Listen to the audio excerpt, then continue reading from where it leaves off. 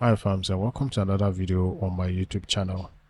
In this video, I'm going to be showing you how you can automate the copyright year of your Elementor footer to update itself year after year.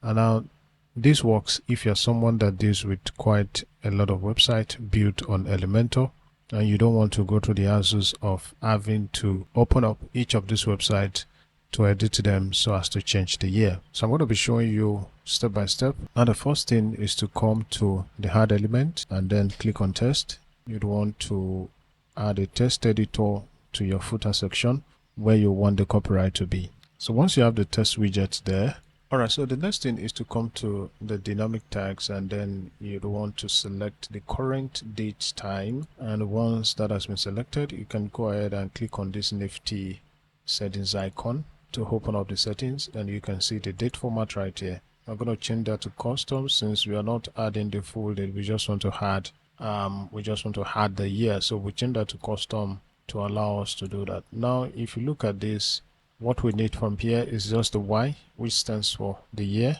Alright, you can see the year has been added already. You can go ahead to click on the icon again, click on advanced, and then before you'd want to impute the copyright note, and then after you can leave a space so that the elements are spaced, and then after you want to add maybe any other footer text that you need to put right there. So we're going to add a space so that there's also a space on this other end. So before the year we've added the copyright symbol, and after we have added the footer text that we need to add. So what this does is that year after year it updates by itself without we needing to come back here to edit the year. So that's how to go about that. Thank you for watching the video.